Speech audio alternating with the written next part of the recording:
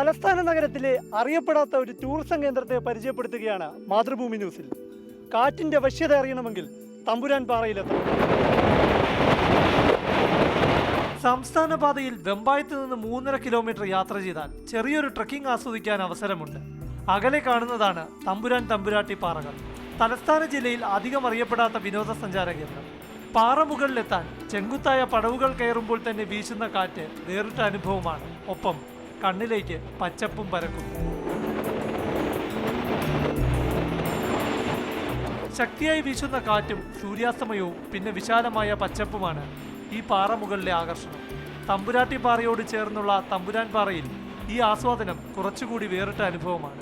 നല്ല കാറ്റുണ്ട്, വെയിലുണ്ടെങ്കിലും ആ ഒരു ചൂട് തോന്നുന്നില്ല, നല്ല കാറ്റുള്ളത് കൊണ്ട്. ഇത്രയും നല്ലൊരു സ്ഥലം ശ്രദ്ധിക്കപ്പെടാതെ പോകുന്നു എന്നുള്ളതാണ് വന്നപ്പോഴേ മനസ്സിലാവുന്നത്. സമുദ്രനിരപ്പിൽ നിന്ന് 700 അടി ഉയരത്തിൽ 17 ഏക്കർ പ്രദേശത്തായി പരന്നു കിടക്കുന്ന വേറെയും പാറകളുണ്ട്.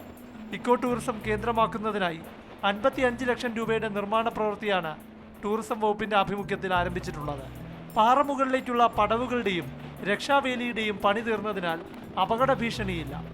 പൊന്മുടി യാത്ര കഴിഞ്ഞ് മടങ്ങിയെത്തിയവരെ പോലും പൊന്മുടിയേക്കാൾ ആകർഷിച്ചത് ഇവിടുത്തെ അനുഭവമാണ്.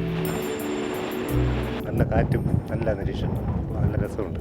പൊന്മുടിയിലേക്ക് പോണേക്കാളും കുറച്ചുകൂടെ ഇതായിട്ടുണ്ട്. പറഞ്ഞും കേട്ടും അറിഞ്ഞവർ എത്തുന്നത് ഇവിടുത്തെ കാറ്റിന്റെ വശ്യതയും പ്രകൃതി മനോഹാരിതയും ആസ്വദിക്കാൻ തന്നെയാണ്. ഇക്കോ ടൂറിസത്തിന്റെ സാധ്യതകൾ കാത്തിരിക്കുകയാണ് തമ്പുരാൻ പാറയും തമ്പുരാട്ടിപ്പാറയും. സമീപഭാവിയിൽ തന്നെ ആ നല്ല വാർത്ത നമുക്ക് കേൾക്കാനാകും.